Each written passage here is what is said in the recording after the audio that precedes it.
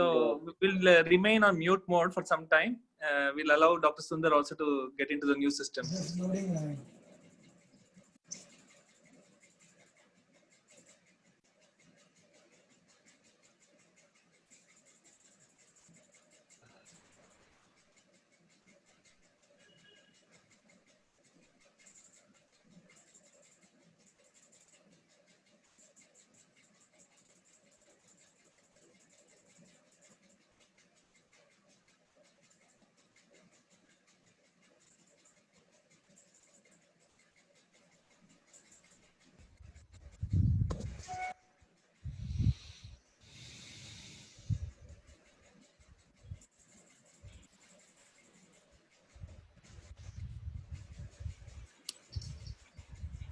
Okay. Is that better now? Yeah, yes, sir. I will do one thing. I'll switch off my PC. Sir, we are live, so you can log off from one system and go to the laptop, sir.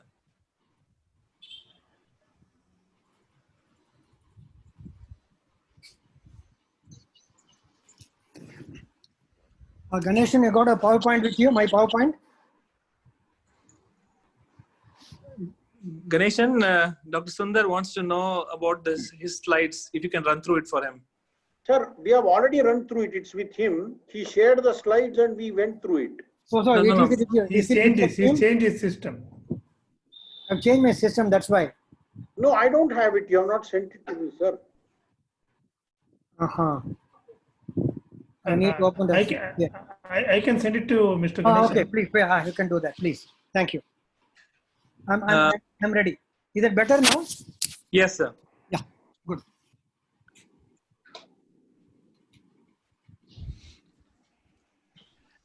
Good evening, everybody. Welcome to today's program, the continuation of Telearogya series. Today, we're going to talk about psychiatric rehabilitation during COVID times.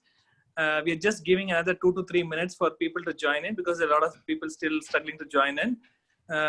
I'll just be on the silent mode, wait for another 2 to 3 minutes, and then we begin. Thank you.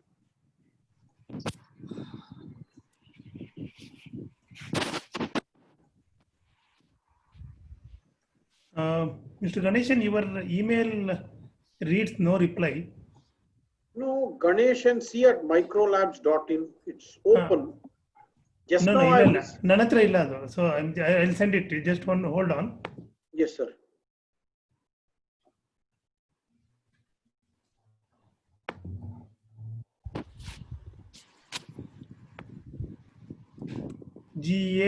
GANESHAN P C @microlabs.in. C and C for Canada. Yeah, C for Canada. Ganesh continuous, right? Continuous, sir. Continuous. At Is the lighting better now? The face is clearer? Labs. Yes. Microlabs.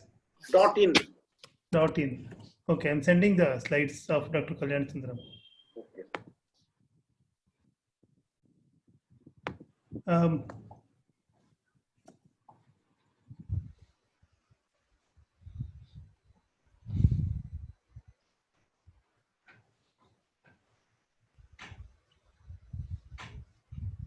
Got it. Yeah.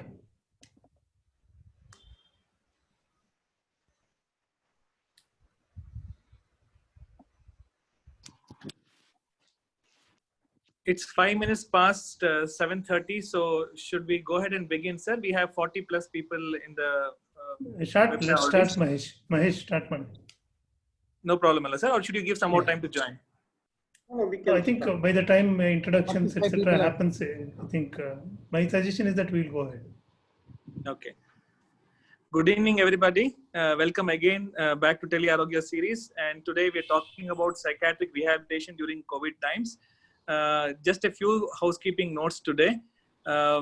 We have the Q&A section, so please try and put all your questions in Q&A section only. The chat box is something that we may overlook and the questions may not be pulled up. The moderator will only look at the questions in the Q&A section. And if at all there's some doubts or if there's anything in between, you can always post a question. This will be picked up by the moderator or one of us. And today we have an eminent moderator, Dr. Jagdisha Tirthalli. He is a professor of psychiatry at NIMHANS. He is in charge HOD of Department of Rehabilitation Services at NIMHANS. He's an ardent researcher. He has a lot of publications in chronic care and a long-term follow-up study at NIMHANS. And he's actually anchored a lot of monitoring and research work that happened in the peripheral unit at Tirthalli, a project very close to his heart. He will introduce the topic today and also introduce the two eminent panelists for today. Welcome to Dr. Jagdisha sir today. Thank you, Mahesh, and thanks IPSKC for giving us this opportunity. Tele-Arogya is an excellent program. I think it's very popular. I don't know, as we were discussing just before this session, I don't know how much energy you guys have to carry, carry forward with it without any hitch. Excellent, hats off to you. Coming to the topic today, I think one of the first victims of coronavirus pandemic is mental health, and definitely mental health. There is no mental health without rehabilitation. So rehabilitation also has taken a severe beating during coronavirus pandemic. We had to. One of the first things that we had to close down was our daycare. Then the OPD got closed. So many people almost felt that rehabilitation is a kind of a dispensable part of psychiatry, which is not true. But having said that, we are optimistic. I think rehabilitation of chronic mentally ill people is an exceedingly important service that psychiatrists do to our clientele, and we have come up with a lot of innovative ideas and methods of providing rehabilitation services to patients who require them. Today's topic is going to be how we should be working with rehabilitation of chronic mentally ill people during this tough time. So fortunately, we have two very good speakers for the evening. One very young and one very, very young. Evergreen hero of our Karnataka State IPS, Dr. Kalyan Sundaram is there with us. Before that, I will speak about the younger one, that is Dr. Sivakumar. So Sivakumar is then a additional professor of psychiatric rehabilitation in the Department of Psychiatry in NIMHANS. He is graduated from Madras Medical College and then did his PG in KGMU, then senior residency in AIIMS, and then he has been faculty since 2014. 12, sir. December 2012. Yes. So yeah. So he is a very passionate person as long as it comes to rehabilitation of persons with psychiatric disabilities. So he has a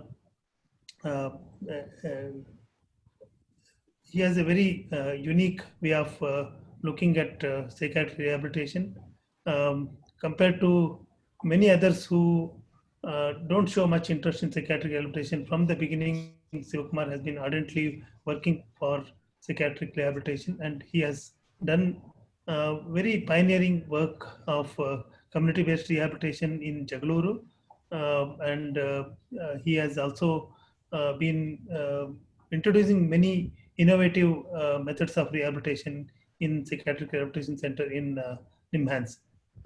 For example, making holy colors using a technique called green skilling is his brainchild, and he's been passionately working with it, and he has uplifted a number of people from very bad situation to very happy life, has given very happy lives for people who are quite neglected and kind of vulnerable to many other difficulties. So he will speak. He will be the first speaker. He will talk in general about how to carry on with psychiatric rehabilitation through COVID-19 pandemic. I will introduce Dr. Kalyan Sundaram after Sivakumar's presentation is over. Shall I start, sir? Yes, please start. Yeah, thank you for the kind words. So over the next 20 minutes, we will have an overview of how psychiatric rehabilitation has been during the coronavirus pandemic. The World Health Organization has actually given a call for rehabilitation. So it is called Call for Action for 2030. So there is a manual which actually came out in the year 2019. And what this manual states is rehab is a fundamental health service for people with a wide range of health conditions throughout the life course and during all phases of illness. So the World Health Organization conceptualizes it as a fundamental and it conceptualizes it as a health service. So this is something which is important when we are speaking about the COVID pandemic. So this is a screenshot from the Ministry of Home Affairs, the government order when it came, when the lockdown was actually implemented, and this order is dated 24th of March. So it says that hospitals and related medical establishments can be open. And what was included here, interestingly, is dispensaries, chemists and medical equipment shops, labs, clinics, nursing homes, ambulance, and etc. So whether this etc. includes rehabilitation is something I think for which all of us do know the answer. Like we will also be discussing about it later in the presentation. We do know that there is a complementary role of treatment and then rehabilitation. Of course, treatment is the bedrock when it comes to rehabilitation of persons with mental illness. It's complementary in a sense, but traditionally like treatment provides brings people on a solid footing before we actually start with a range of psychosocial interventions. So at our daycare center and rehabilitation services at NIMHANS, one of the initial things which was done was to ensure whether people were getting regular medications, because a good number of them were getting free medications which is dispensed by the hospital, and some of them were actually having difficulties in getting medications, be it in terms of getting prescription or be it in terms of purchasing some of these medicines from their own pocket, because many of them were from the poor socioeconomic status. Some of them could not afford. There were some who could actually not come to the hospital. So the team had to ensure that, for example, prescriptions being sent through WhatsApp or medications being indented through certain online pharmacies and being home delivered to their particular houses. But the key question which comes here is medication and treatment alone sufficient at any particular point of time, and especially during a pandemic? We know that psychiatric rehabilitation involves multiple stakeholders. So it is actually like an orchestra where different instruments are actually playing together. And the centerpiece of everything is the patient himself or herself. So around that is the family, the therapist, employer, non-governmental organizations, government, and then community. So now when coronavirus actually came in and then struck, so it actually has led to some amount of distancing to begin with among all the stakeholders. One of the key issues is like, will this process of rehabilitation, which actually involves people coming together, will it actually become a risk factor for people? Because many patients, they are immunocompromised, especially when they're aged. They may be going back to their family where there are elderly family members over there.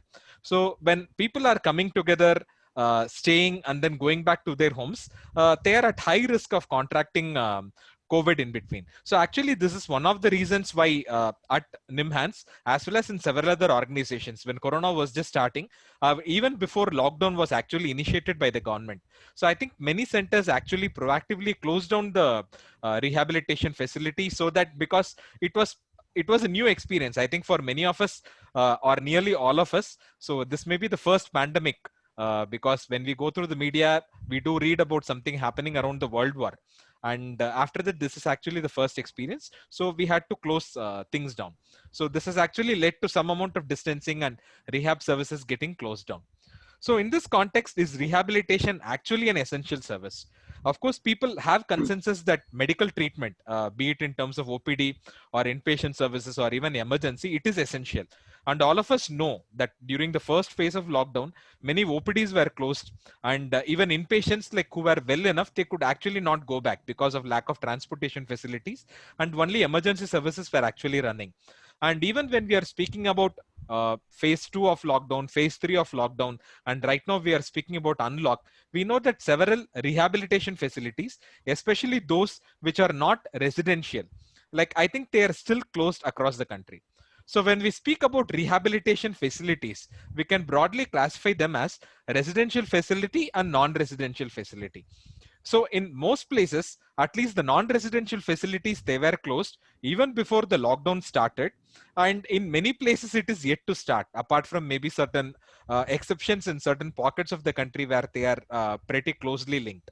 And when it comes to residential services, the question does not arise.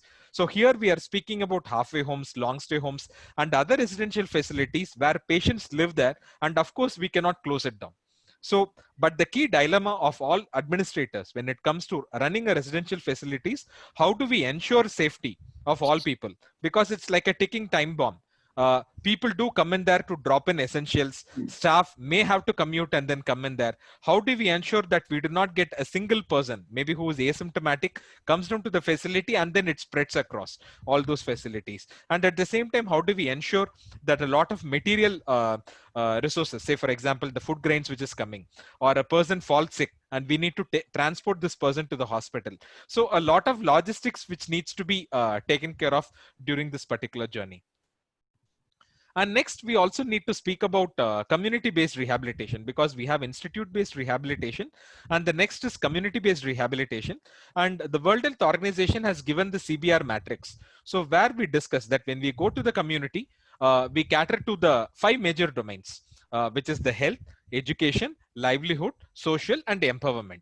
So now when we go to the community and then offer services for persons with mental illness, of course, one of the most important needs which people come forward is about health needs. More so, it is clearly in terms of providing medications to them in a timely fashion. So during COVID pandemic, one of the key difficulties which we had, because all transportation was stopped, the trains were not there, buses were not there, and I think all the district level, it was actually being sealed, and people were actually reluctant, because a lot of our community-based staff, they reported that they could not leave their own village, because they were told that you should not go out. In case you go out, then you are not coming back, because there was fear that the virus may actually come into the village, and there was a lot of misconception. So like, we have a model community-based rehabilitation project at Jagluru, which is in central Karnataka.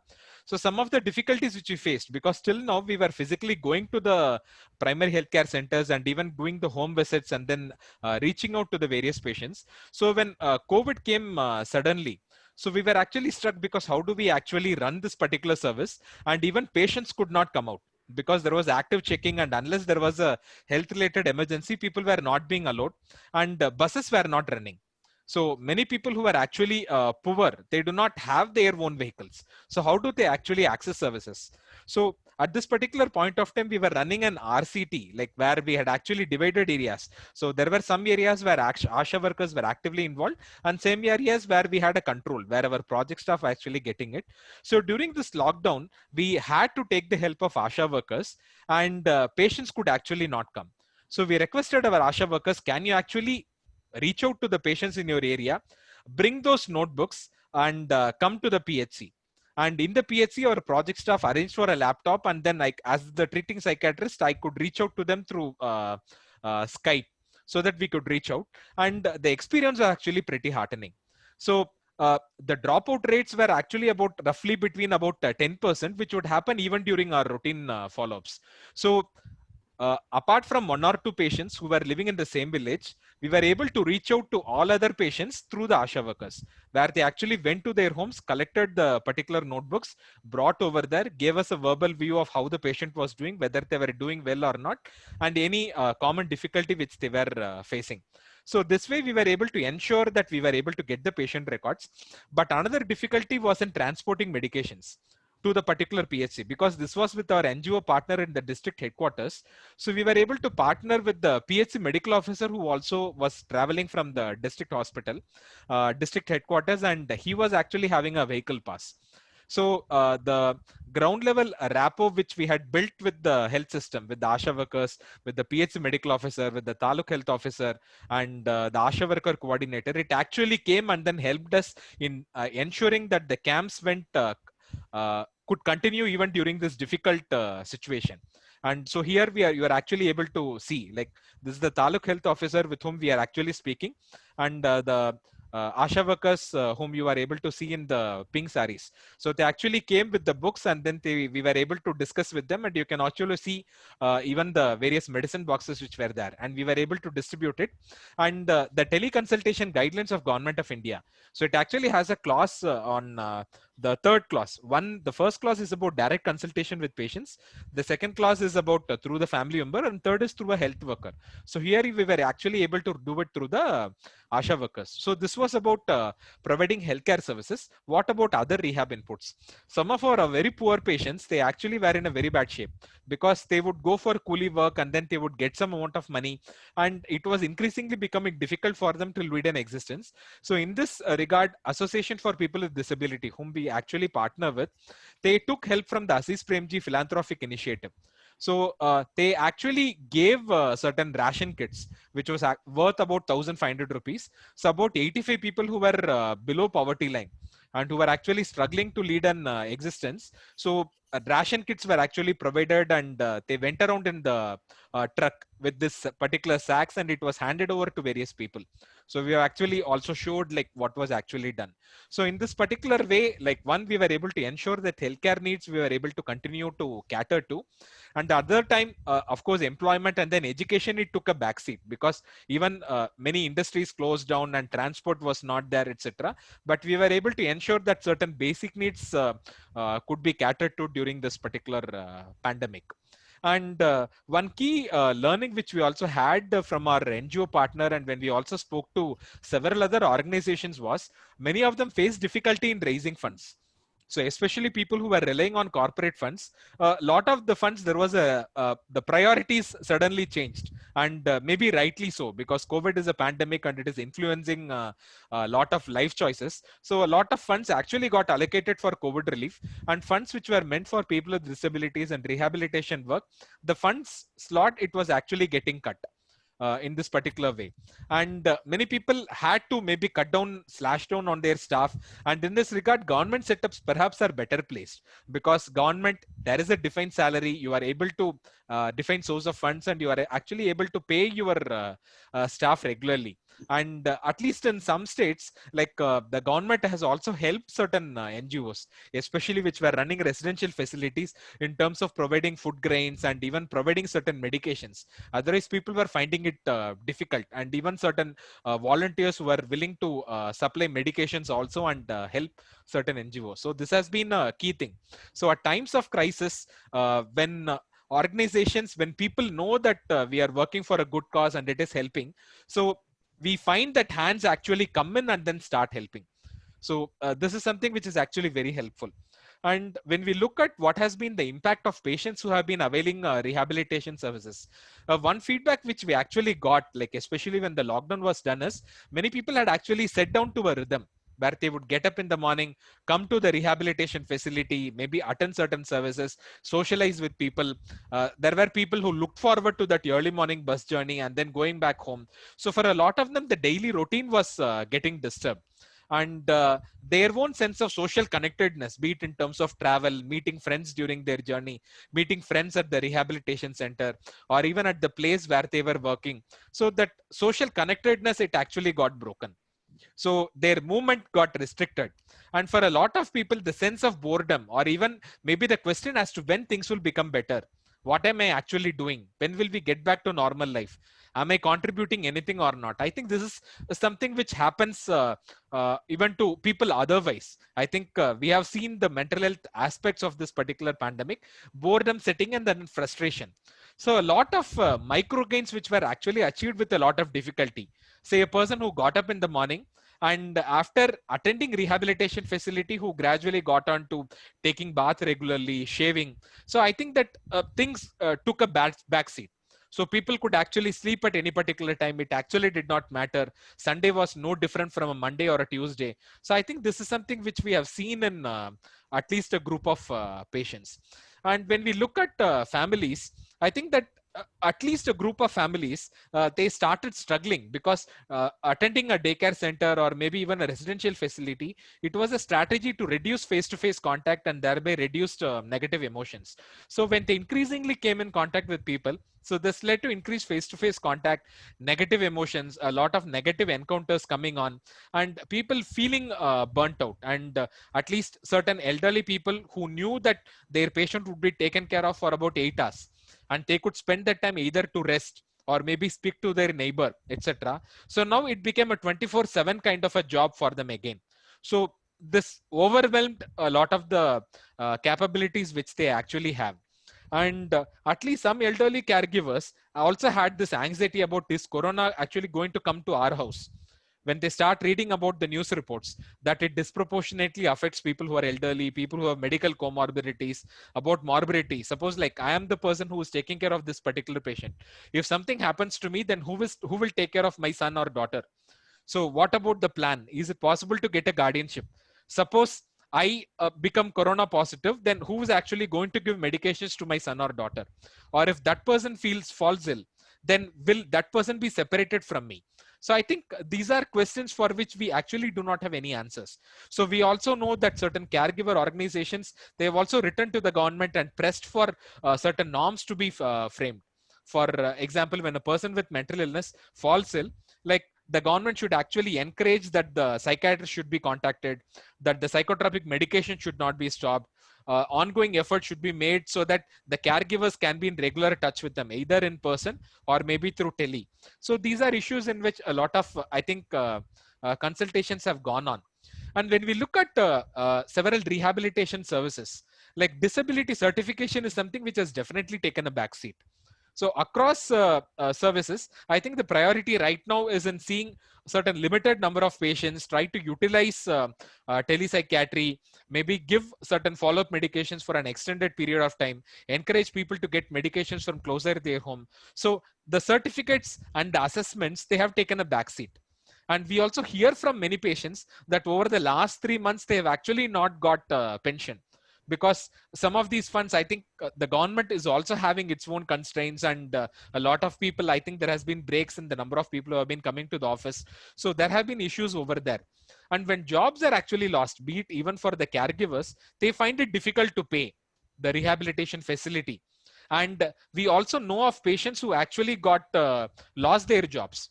Like because their agency closed down, because the number of people who are availing services, they did not have it. So the patients actually lost their job. Now that is a sense of demoralized. They feel demoralized as to what is actually going to happen, when is the economy going to come back, and when is their turn actually going to happen. We also have patients who are actually looking forward to the exams. So earlier for the person taking the exam was a stress. Now the colleges have not opened. They do not know when the exams will happen, whether they will actually get enough time to happen.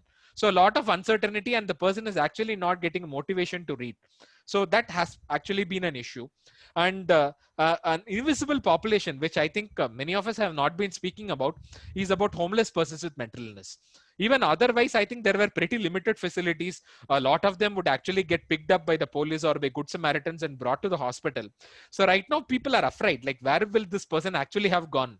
Does this person have crossed from a containment zone? Is this person an asymptom positive, or will this person turn positive in a few days? And if this person comes to the emergency, like what is the testing protocol? So what should actually be the person be doing? And in government facilities, when we are going to take it, should we take such a person directly? Because this many government facilities or even private facilities, they house people, and a lot of people may be immunocompromised and be having other comorbid medical conditions also. So they also need to have a period of quarantine before they are actually taken in. And I think that some rehab centers have made policies like that.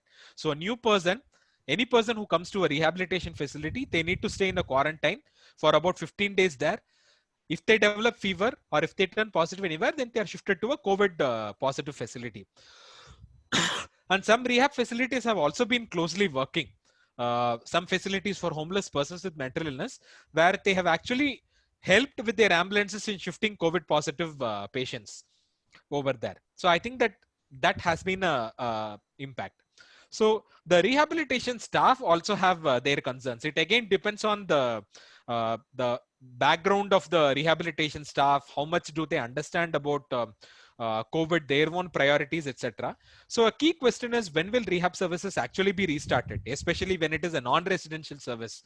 Is this the right time to start? Should we actually wait for some more clarity? Because, like, for example, you read news reports from certain areas like Maharashtra or Delhi, etc. We read reports that the peak is still ahead of us. So if we start services right now, are we taking a risk? So it's a risk reward. So should we help people, and what is the cost of helping people? Are we also likely to be putting people at risk? So this is something for which we do not have any clear answer for, but this is something for which we need to take an informed decision, be it with the rehab staff as well as with the patients and then the caregivers. When our team at NIMHANS also contacted certain patients and family members, some of them did ask, say for example, like, my patient is actually clear, they will take care of social precautions, but how can we be sure about other people? Like, if there is a common toilet facility, how do we know that the other people will also take care of certain things? So these are things which we actually are grappling with. And at least in certain places, like at least the NGO where we were working for our community-based rehabilitation project, when the staff were actually being downsized because the funds have been cut down by their funding agency, because the corporates have re-strategized their own priority, some people have actually lost their jobs. So now this can actually be a demoralizing thing for many people. So these are things which we have to, for which we do not have any clear answer. So what is actually the way forward in these times of uncertainties? One of the most important thing here is we do not have the solution. I think the patients and the family members also understand that, but a lot of them do appreciate when we stay in touch. We show that we care and we tell them what is it that we can actually do despite these constraints, and then we try to do that. So a little message, a periodic phone call, checking how they are doing. Is there anything which we can do? I think that goes a long way in reassuring people. And teleconsultations, especially in terms of new patients or be it in terms of follow-up, I think it has come up in a big way in the over the last about 2 to 3 months. But I think there is a big way forward even for rehabilitation. Be it in terms of the multidisciplinary team, including say the psychiatrist or the psychologist, the vocational instructor, making utilizing free resources like WhatsApp or maybe even free Zoom or Skype, getting in touch with patients or the family members and then saying hi, speaking to them, checking how they actually want to do. I think this is something which several organizations have already started doing, especially in the NGO sector. So I think that this is something which is going to pick up over the next few months, because the next few months again it's going to be uncertain. And we also need to rework based on the home-based strategies. Of course, some people may be willing to come to the facility, but say, for example, look at the situation in Tamil Nadu, where I think Chennai has gone back to a lockdown for about 14 days. Madurai has gone to a lockdown for about 7 days. So in such cases, even when people are willing to come to the daycare center, and even if the daycare center is willing to open, then people are unable to come. So in such cases, we need to go for a home-based strategy. And here we need to work closely with family members. Maybe certain innovative strategies like, taking an old photo album and then having a look at it, or maybe making a plan of what can be done, or giving certain tasks to the patients and asking them to do it with assurance that an incentive will be given later, or even having group sessions, say a group of 5 to 6 patients who were involved in the bakery. Say right now the same instructor gets into a group Zoom call, says hi to them, does some general chit chat and gives them certain assignment of whether you will be able to do this or not. Now these are things because people look forward to getting instructions from certain people. They may not, it may not have the same effect when the family member tries to do that. So I think that we need to pilot some of these issues and then maybe also document our experience, because some of these initiatives are actually cost effective, because we are not spending too much in terms of travel. People are there.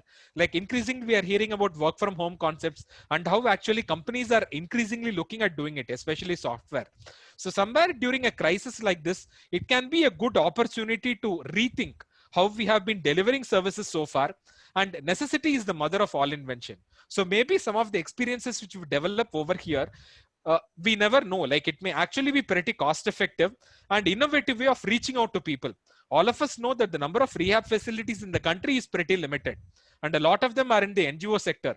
Until now, what has been taught is rehab is in time intensive, which it is, and it requires a lot of personal contact.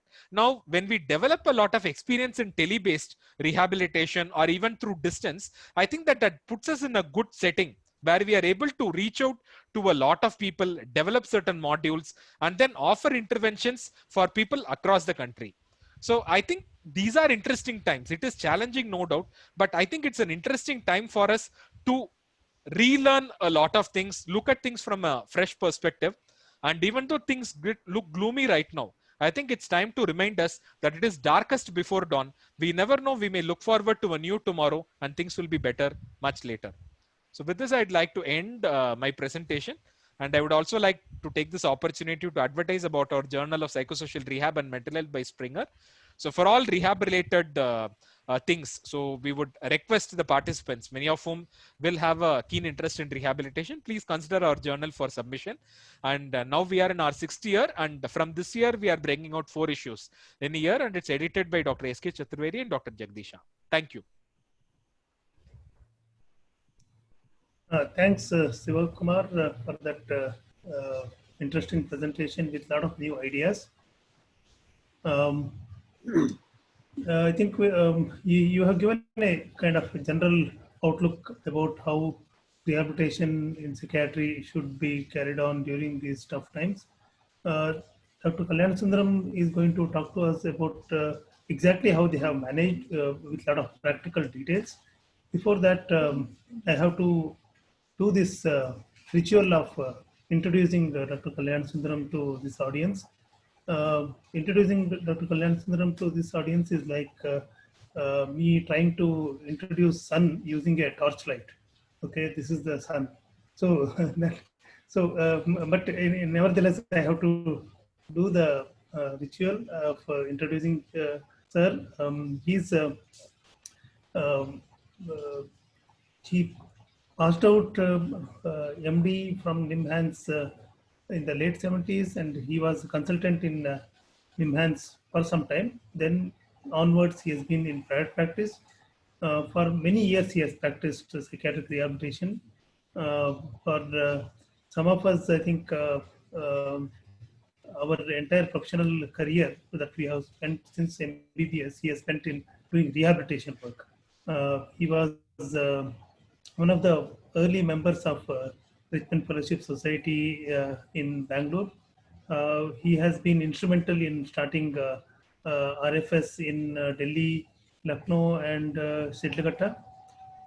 He is also a founding member of Richmond Fellowship Society Asia Pacific region. He was the CEO of RFS Bangalore till very recently. Right now, he is the honorary advisor of RFS. He has a lot of experience of, he has actual practical knowledge about rehabilitation in psychiatry. Having been he's been running 2 important centers. One is 3 long stay homes, halfway home, as well as daycare. The entire spectrum of rehabilitation that he's been doing. So I welcome Dr. Kalyan Sundaram to do his presentation, following which we will have question and answer. Over to you, sir. Thank you, Dr. Jagdisha, and thanks a lot to Mr. Ganeshan and the Micro Lab for being part of this program, and of course Mahesh, Vijay Arbishettar, and Jagdish, who have been instrumental in running this very interesting Tele Arogya program, which has covered several aspects of psychiatry. We are wondering when rehabilitation will find its way, and we are here now. Thank you, Shiv Kumar, for giving a broad base picture about psychiatric rehabilitation during COVID times. What I'm going to talk to you about, thank you Jagdisha once again for his very generous introduction. What I want to talk to you about is how an NGO, a non-profit organization, the Richmond Fellowship Society in Bangalore, coped with the rehabilitation services we have been running during COVID times. So Ganeshan, can I have a full screen, please?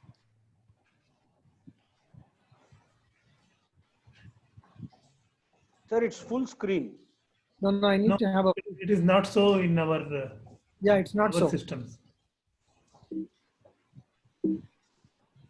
Um, I need a full screen PowerPoint presentation screen.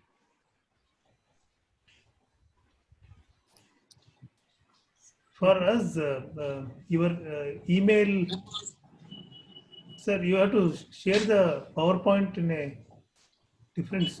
Now it's. The previous one, yeah. Can I get the first slide on? Just one moment, sir. One moment, sir. You have to go to PowerPoint and share that.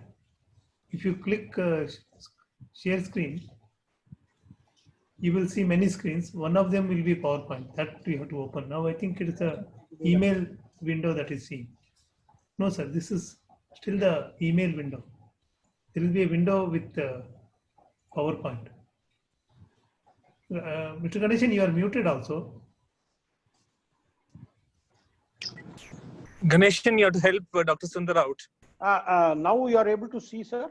No. No. I need a full PowerPoint mode. I am able to. Sir, can I actually do it? Like I Yeah. can do it for you. Yeah, please. Yes, sir. I'll do it. I will stop sharing them. Yeah. Yeah.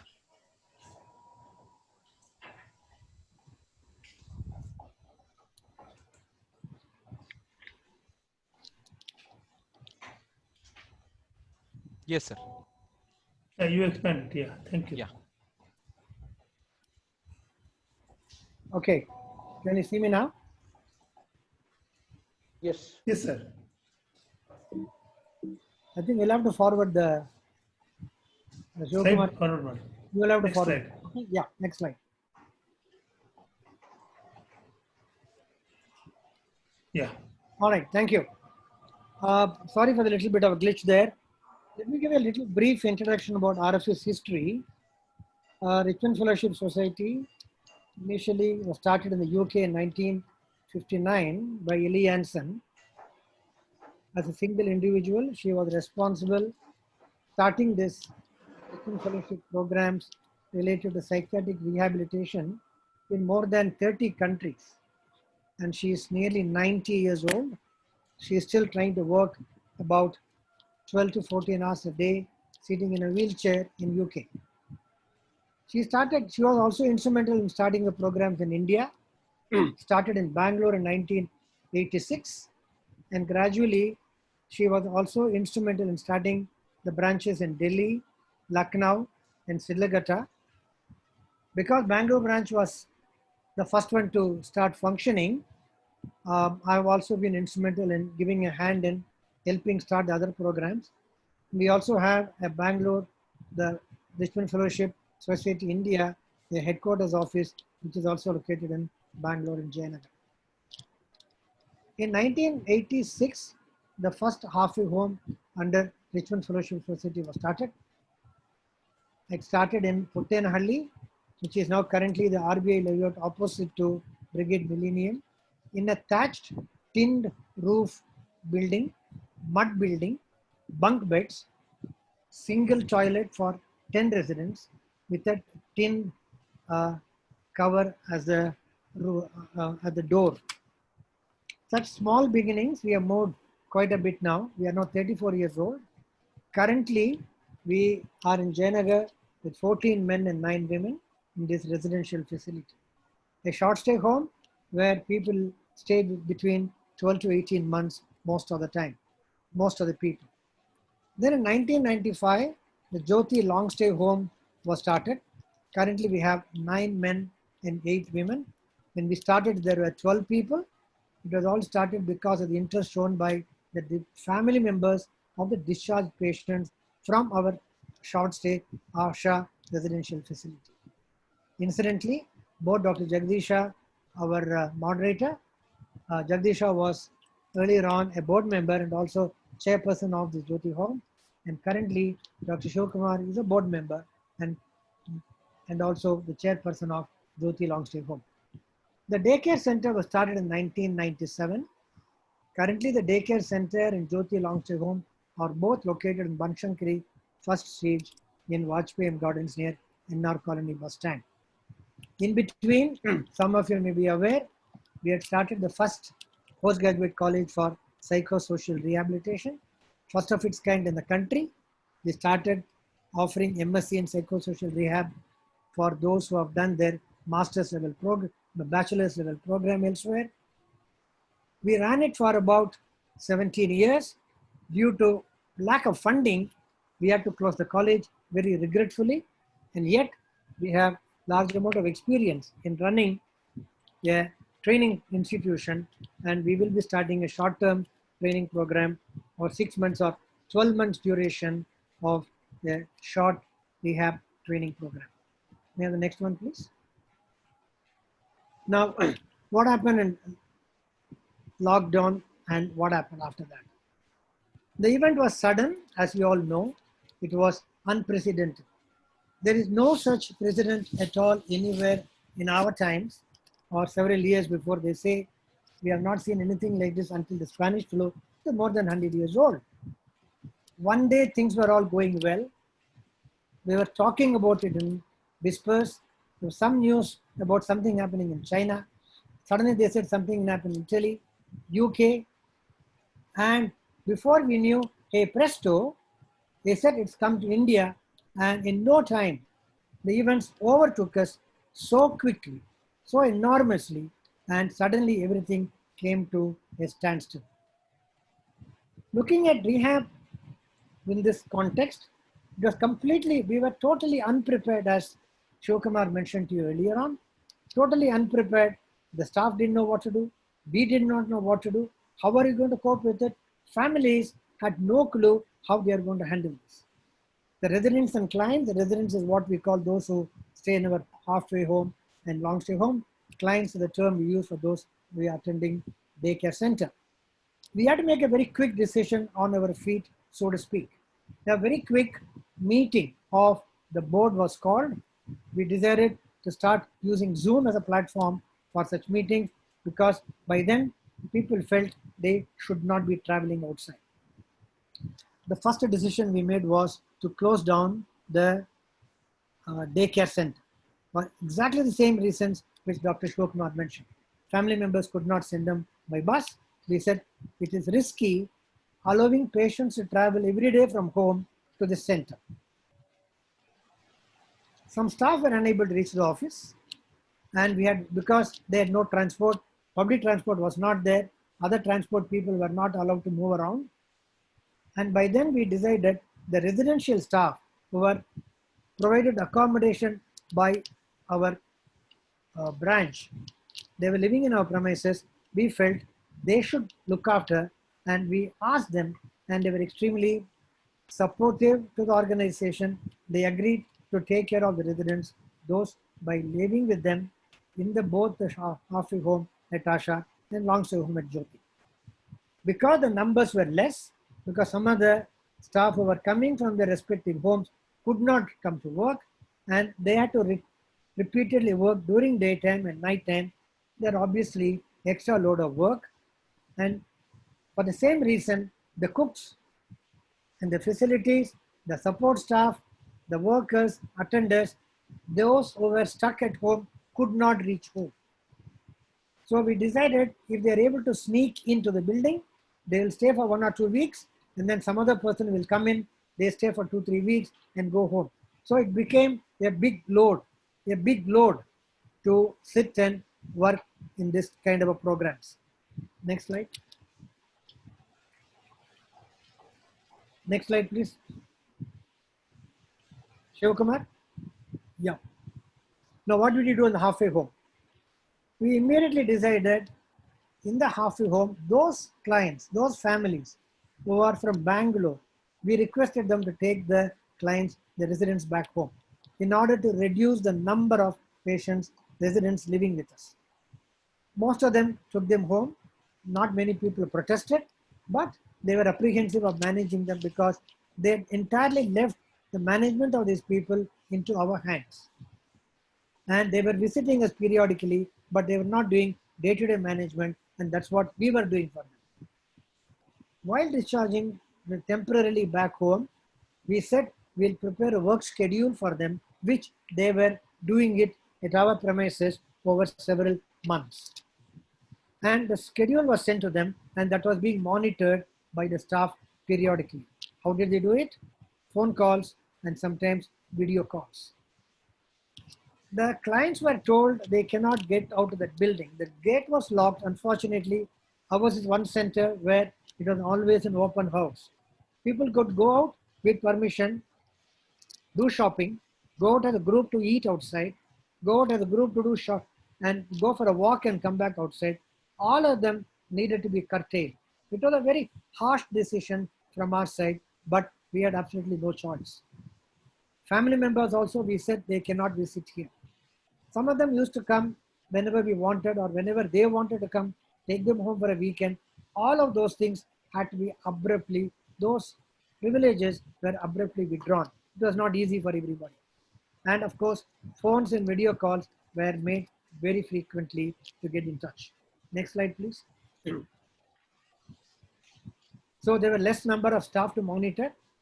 During this period, we had 14 residents as against 22 or 23 at the time of COVID lockdown. Over a period of time, 6 of them relapsed. They had problems related to anxieties, fears, inherent problem of their disease once in a while popping up.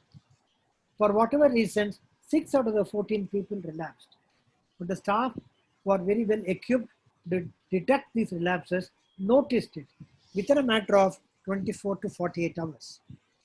And whenever possible, they could get in touch with their treating doctors. But when the treating doctors themselves were overloaded with the kind of a work they were doing from home and also managing their clients by teleconsultations and other reasons, if they were not available for any contacting, I was contacted. I being available, I used to go to these facilities practically every single day for the last 30 years. And my opinion was taken on an emergency situation and I could help them out. And several of them were on long-acting injectables and they needed to be given, but they could not go out. And no person, no nurse or a doctor could be requested to come into the system. The system where we work in Richmond Fellowship, if you send a patient for rehabilitation, our policy is you continue to treat this patient as long as the client is here. That means they come back to you for follow-up as and when the treating doctor requests them to do so. So they were contacted, but injection could not be given. So whenever I used to visit during the lockdown period, at least 2-3 times a week, just to go and see how they are doing, keep up the morale of the staff, talk to the clients and find out if there's any problem. And during this time, the long-acting injectables that were due were also given. One of them became extremely disturbed. That's a very interesting patient with schizophrenia. As Shivakumar very correctly pointed out, medical treatment is the bedrock of rehabilitation. We don't have a patient who is well controlled on the major psychiatric symptoms, it is not possible to approach them for rehabilitation. This patient initially was my patient, but because she had a lot of problem with schizophrenia, could not brought her under control. One of the consultants in Nimmans has been looking after. After several attempts or varieties of treatment that was given, what actually helps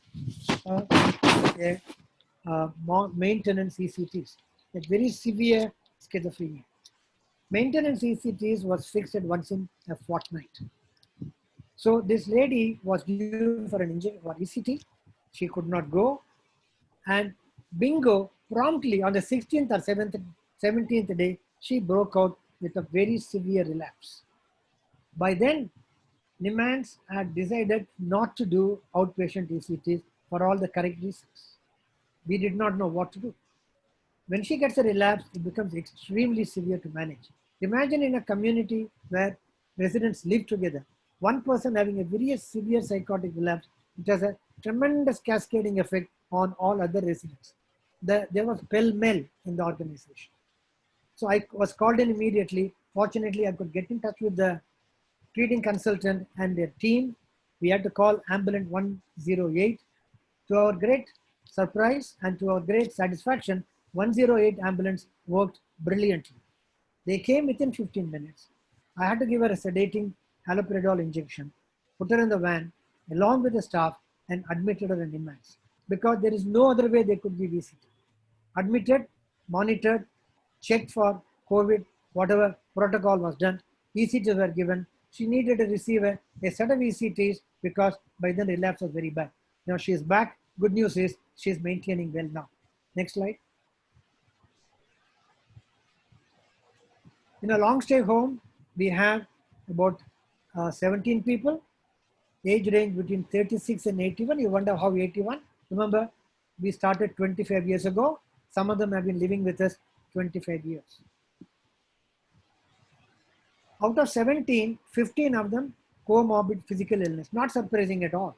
At this age, we have hypertension, diabetes, lipid profile issue, lipid issues, arthritis, cataracts, injuries, falls, fractures, cancers, surgeries, you name it. We have had it. A good set of staff we have are able to manage both with a completely support from a hospital where we can go for to the physician, surgeon, orthopedician, 3 primary areas of consultants. Majority were from the other states. Only 2 of them could be sent back home because they were from Bangalore. Stress and anxiety made some of them very dysfunctional. And some of the people who have known our clients, they know one of them within the 48 hours of COVID lockdown, she called 104 and said, some patients, some people are bringing vegetables, please stop them. 104 did not know it is a BBMP helpline. They said, call the police. So she called police, 100. By the time we came to know, it was chaos. So we were called immediately. My colleague, Dr. Lata and I rushed to that center, had a meeting with the staff and reassured them and said, look, all these things will not affect you. Will the courier affect you? Will the courier delivering stuff? Will vegetables should be brought in? Should we come through the gate? Should be kept outside the gate? Who should come enter the city? All these were managed, monitored, and raised by the residents. Extremely well informed people. They read about it. They watch the television about it. They needed repeated reassurances and support meetings were held very periodically. Sometimes some adjustment of the medication were done, and the good news is all of them have settled down very well without any major issues. Now, next slide. None of them needed admission. Thank you. Next slide, please. Next slide, Shivkumar. Yeah. So daycare center. The minute lockdown was planned, we immediately closed the daycare center, like Shivkumar mentioned other locations. For the same logical reasons, they could not be traveling. Families were relieved that they did not risk sending them back. We initially said daycare center will be closed till end of June, but last week we decided we have extended till end of August. Our own feeling is it's not likely. It may not be possible for us to open even by September. The way the numbers are bounding up, I don't think we'll be risking it. It's very likely we may extend it. Now, all of these things are communicated to the families, take their opinion, a collective decision is being made. The staff of the daycare center instructed because the clients were not there, they did not have to come to work there.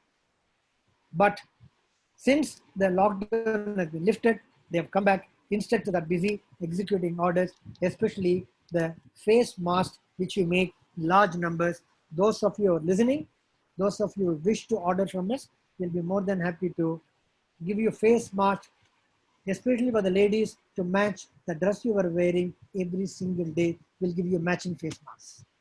Next slide.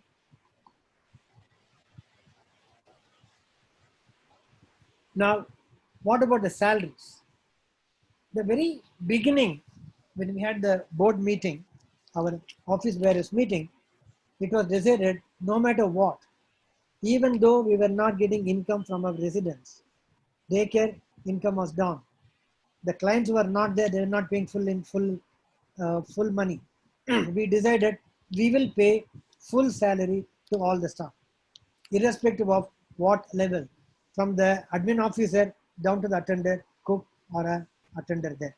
Everybody was given full salary March, April, May and June now. And we also provided additional incentives for those staff members who worked extra during the lockdown period until the lockdown was lifted. We have already distributed the additional incentive by a formula. Those who worked extra days, we also told them they can have additional leave beyond what is permissible per year. During this period, the staff were in touch with all the families periodically from all the facilities. Every week, phone calls, video calls, discussions, check with them. We also prepared a feedback form to elicit their views. And the feedback forms were collected. Very revealing and very informative. Where we thought many would be having a problem staying back at home, the families did a tremendous job of managing them. Whenever they were in doubt, they would talk to the staff, and the staff were available to them from all media, phone, email, or videos. And also, we offered fee reduction for the families for the period they are not sending their clients. Next slide. Is it the last slide? Yeah. Okay. What are the learnings? It is difficult to be prepared for a situation like this. We all know that. We can't say, okay, 2 months from now, 6 weeks from now, we're going to have a lockdown. So we have enough time to prepare ourselves. There is no such thing. Most patients exhibited resilience, which is remarkably good. We thought some of them would, large number of them will have a problem, but most patients managed pretty well, I must say, with the help of the staff who provided continuous care and monitoring. Families were very tolerant and understanding of our situation. The staff rose up to the occasion and shouldered their responsibilities, additional responsibilities, as I mentioned to you with examples. I think we were very fortunate to have staff who are very dedicated and committed. And the management, this could not have happened if the management did not give a full-hearted support. Anytime we wanted, we could have a meeting. Zoom became a platform where we have been meeting fairly regularly and frequently. Nobody needed to travel and come place. We all know the future is uncertain. As they say, COVID is a new norm. It's another virus, like all other influenza viruses. But it is far more infectious and kills people. And we have to accept to live with this new norm. I must also mention, when initially these things happened, the staff demonstrated how to keep distance and how to wash hands. And see, washing hands became a very prominent thing in the initial couple of months. So they did a kind of a dance drama to demonstrate how correctly to wash hands. And this has been monitored. Masking and physical distancing. I believe what we have to do is physical distancing. The social distancing, in my opinion, is a misnomer. We can be distanced several thousand miles away. We can still be socially connected. What you're talking is physical distancing. There cannot be any compromise. Mask, physical distance and mask. No going to malls, in my opinion. Still, people say this is open, that is open. I think we are doing it a bit too early. We are not realizing the consequences. Several of the people are not even sensible enough to take responsibility for themselves. When the chips are down, your strength as a team, working shoulder to shoulder, stands out. I think the team has demonstrated. I'm very thankful to them. Thank you very much for your patience. Last slide. Thank you, all of you. Thank you very much, sir, for that wonderful narration of how you manage the whole thing. I wonder whether your staff were invited. They're all listening. Yeah, They're all listening. Yeah, they're all listening. Yes. I think hats off to them. I think they have shown a very good work ethic and resilience. And I think there are many things that people can learn from your experience. We will have a few question and answers. A few questions have already come. Dr. Janardhan Babu, Mr. Janardhan Babu from, I think he's from Madurai. He has asked a few questions. Are you able to see the questions, Sivakumar and Dr. KS? Oh yeah, Janardhan Babu, yes, correct. Dr. Jagdisha, if you Yes. could read out the question for them, I Oh. think it will be nice. If I can read up, you mean, Mahesh? Yeah. If you could read it out. Yeah. The first question, it is to, I mean, I think it is, I will request Sivakumar to answer this.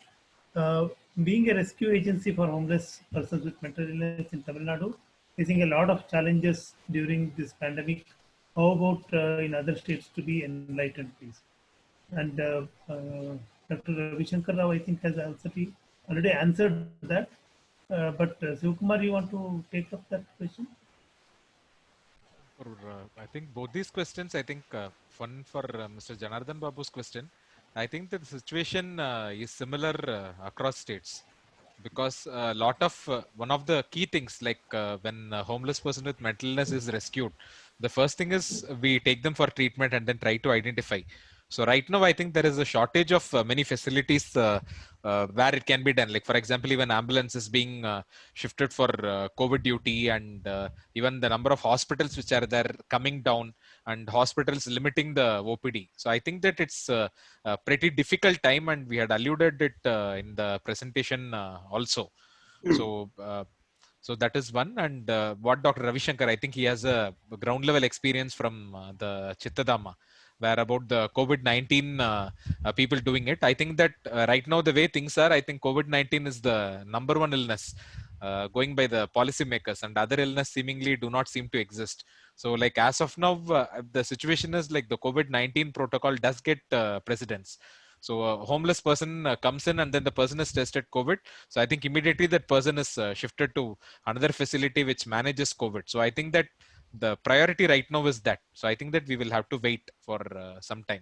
We will also Yeah, request it people is from the audience. no, it is interesting that at least in Nimhans, the experience was that as soon as there was lockdown, the number of patients that we started receiving in our emergencies were mostly from homeless persons with mental illness. It is interesting that nobody else was there on the roads. Everybody was inside their houses. It was only the mentally ill people who were wandering around, were very conspicuous to the police. The police started catching them and bringing. I think there was a little bit of a epidemic of homeless people coming to say rescue centers like Nimans. In our hospital, at least, the protocol has been to test for COVID. Luckily, the ICMR app through which we ask for the COVID test allows for a column called other indications. Through that, we ask for a, otherwise they don't fit into the criteria for testing. So we are able to get that and test, and if they are negative, we are able to take them in. Nimans also has large number of people who are in closed wards. We are very, very concerned about anybody coming and bringing the virus in. So we are being extremely careful to screen them and test and then take them in. So this is the protocol that I think we need to take up. Jagdish, can I add something there? Yes, please. Yeah, I quite agree with what Dr. Jagdish and Sivakumar has mentioned. We do not take in people who are wandering ill, but they have to come with the families and referred by the doctor.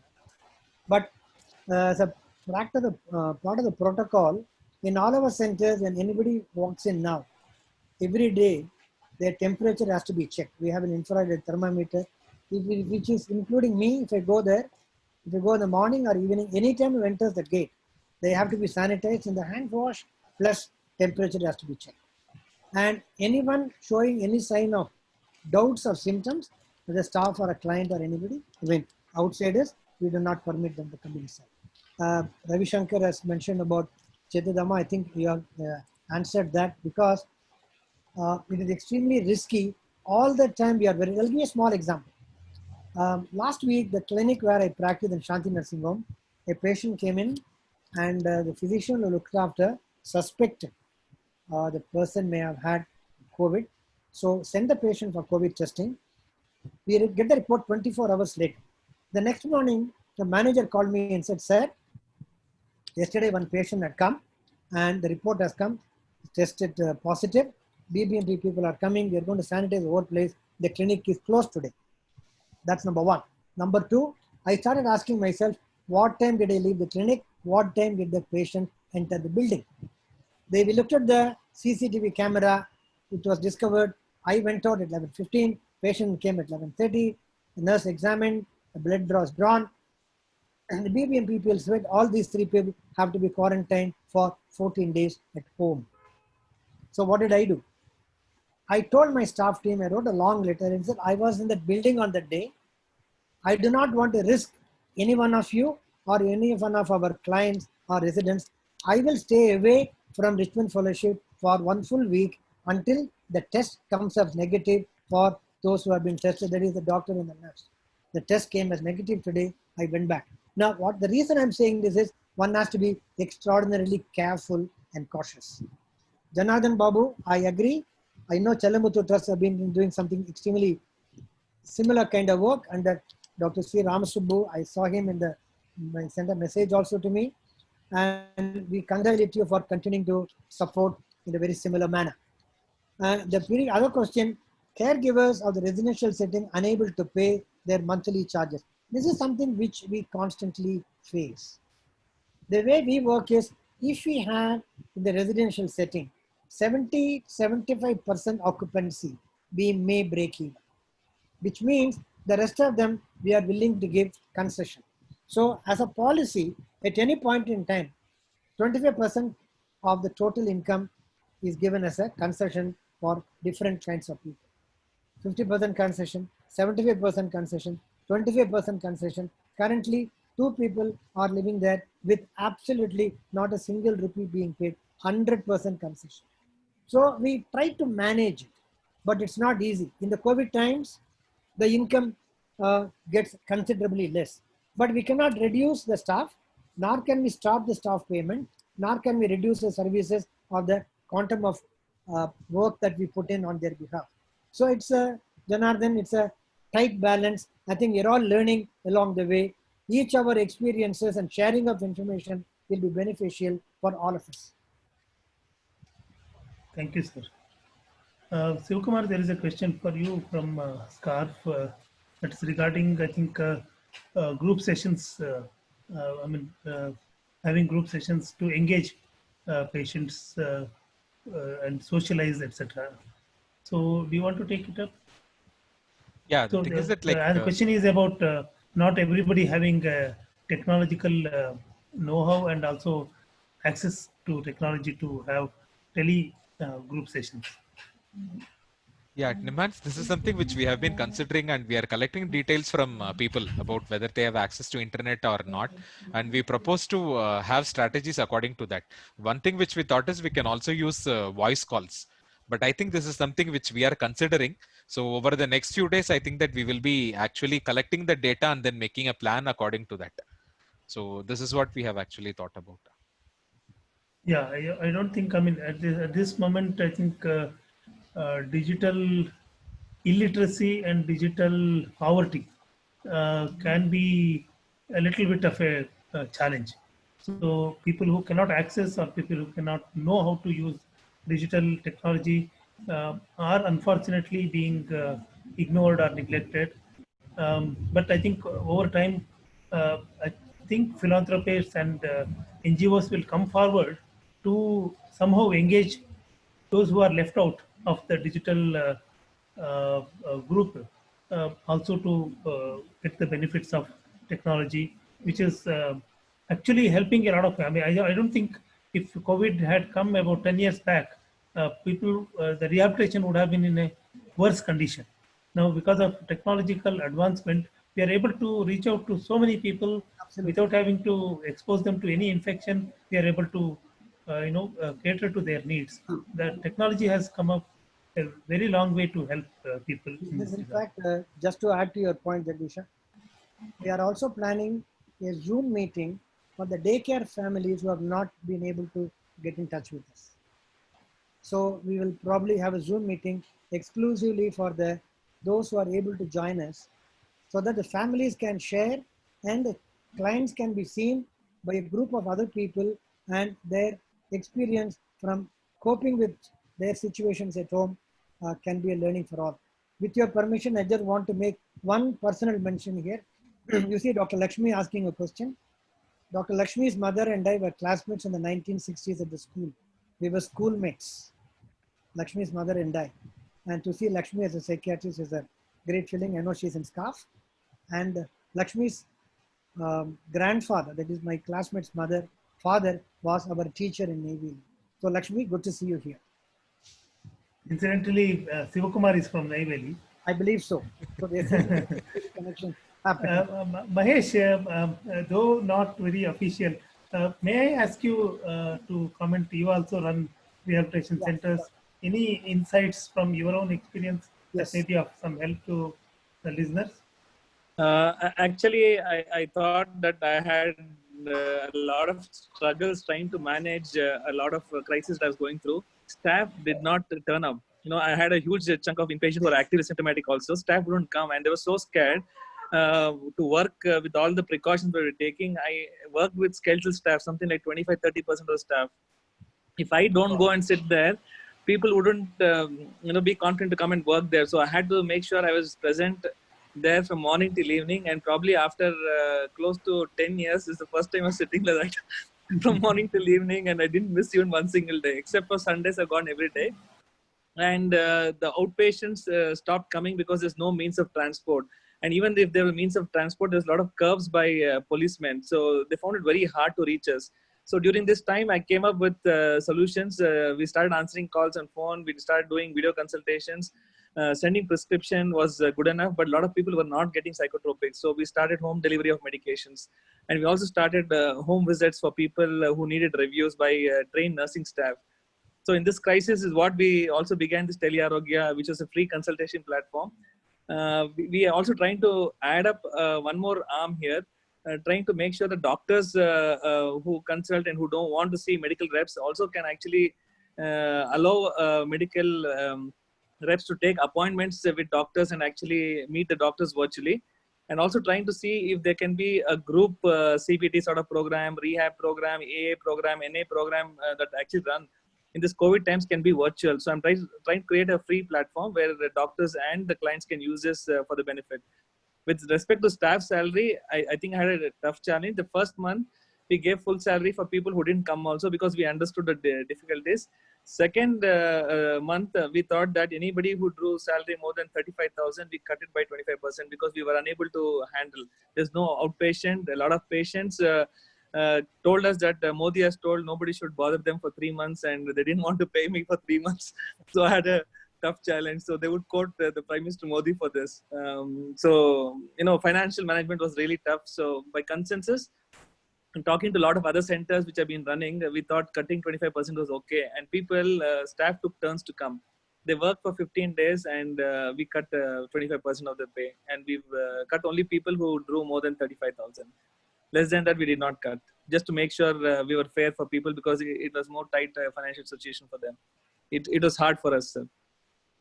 Yeah. So very interesting, Mahesh. I think you have faced the challenge on several fronts. Your rehab center, OPD, and then also you seem to have gone to the community and served your people through very, very innovative means. Very inspiring to know all these things. Can I answer the question on Zoom being unsafe or software confidential? Yes, please. Now, several people, when the Zoom thing came up, a lot of people talked about it, came in the media news item. But I have a distinct advantage of my son in USA with one of the IT security specialists, one of the top guys in the US in terms of IT security and data protection.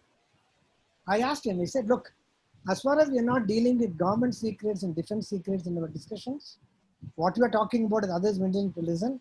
I think more the merrier, that more people listen to it and learn about what we are discussing, what we are doing about mental health. So this issue of Zoom being, not appropriate platform, I think is overdone. And I think most of us, all of us, because it's easy for first 40 minutes. And later on, beyond that, you have to pay $15 for 1 month. During that 1 month, you can have Zoom meetings morning, afternoon, evening, night, any number of times. There is no 100 more than 100 people can listen. So Zoom has become very popular simply because it's easy, interface is good.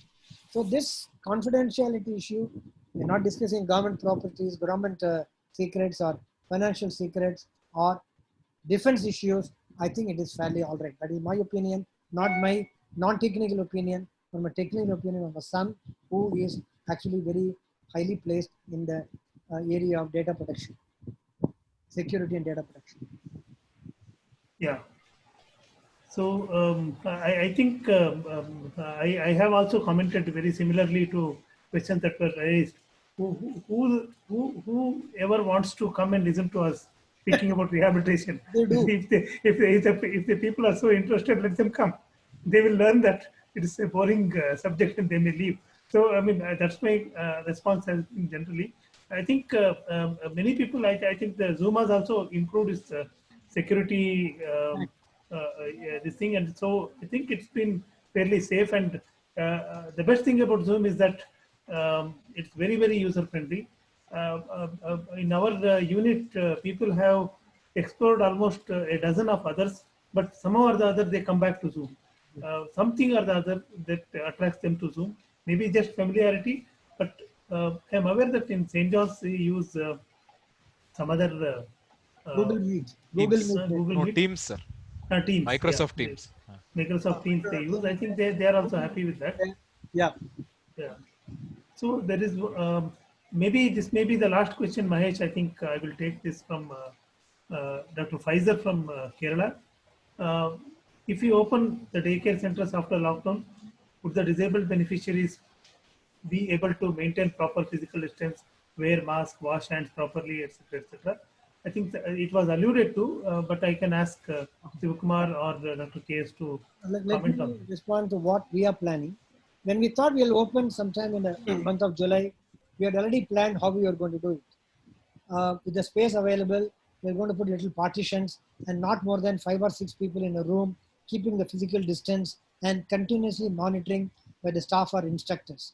So if we teach them and if we monitor them, if we maintain physical distance by demonstration, not by just oral instruction, if we wear masks and make them wear masks. I've seen sometimes people tell them, why are you not wearing a mask? But their mask is somewhere at the neck and nowhere near the face. So if you want them to do, you do what you ask them to do. Demonstrate Yes. what to do, but not just oral instructions. But it's not easy. But nothing comes easy under these circumstances. We have to persist, demonstrate, do it, because this is something which you have been teaching them while they are at home. It may happen, there may be slip-ups, but you've got to be cautious. And if you don't do it, we will never learn from others. But I think it's a very good point you raised, Dr. Faisal. Yeah, I think the message is also that do it and show it Yeah. to them. Like Mahesh was also alluding to that, how he led from the front to show that if I am able to risk, you can also take risk. So this is the time that leaders have to show their mettle and see that, I mean, I can do it, you can also do it. So that's what is the message that I think we should. There is a comment from Chennai, I think Subhashini has written that it is better that we, for people who cannot have video conferencing facility, telephone-based rehabilitation would be useful. I completely agree. Yeah. Many a times I have found that telephone, the voice clarity is better than video calling, and with a lot of background pictures, and when people start using their cell phones to for video conferencing, a lot of unnecessary distractions will be there, a lot of shaking, etc., etc. Many a times I have found that even using a simple phone can be of it gives a better quality of interaction than the video conferencing. I think that's another idea. I do think pharma can play a major role in trying to facilitate, care of people who are poor by contributing to some extent their video conferencing or telephone calls, or there are many other technological things that can be done to help poor people to get their care and rehabilitation. I would urge pharma companies to come forward and donate generously towards such causes, and also to some NGOs which are trying to help people who are in distress. Mahesh, I think I will wind up here. It's nearly 9 o'clock. Thank you so much, Tele Arogya and your team, for your wonderful work. You want to say anything in as final words, Mahesh? Yes, sir. Thank you, Dr. Jagdisha, for anchoring this innings for us. You've been at your best, doing the best of the anchoring job. I think if you look at the combination, you heading the unit of rehabilitation at NIMHANS, moderated the session very well. You had your colleague with you who talked about what exactly NIMHANS was doing. And we had Dr. Kalyan Sundaram, who's like the father of psychosocial rehabilitation in Karnataka, who's had a lot of experience trying to train graduates, postgraduates in psychosocial rehabilitation, and also actually practically running a center. I think it was actually a lot of quality session, listening to both the panelists. I think the listeners had the best of their times today. There were a lot of very useful questions on practical aspects of running. I think there was a lot of insights about how RFS is actually managed and what are the issues faced by people running rehabilitation centers. And I am sure the people who attended today will feel happy for the choice of topic and the panelists today. Thank you, Dr. Kalyan Sundaram, for your wonderful insights into the topic, sir. Thank you, Dr. Shivkumar. Again, this is not the first time we'll be listening to you, but time and again, we get an opportunity to interact with you, and every time you said yes and helped us out being a panelist and resource person. Thank you, Dr. Shivkumar. Thank you, Dr. Kalyan Sundaram. Thank you, Dr. Jagdisha, for your presence today. Thank you, listeners. If not for you, no program is successful. Thank you, Ganeshan, for actually being the technical support and actually hosting this webinar for us. Thank you, one and all. A great pleasure. It was a great pleasure, sir. Thanks a lot. Thank you, everybody. Have a good night. Good night. Thank you, everybody. Good night. Thank you, sir. All through. Good night. Thank you. Good night. Good night.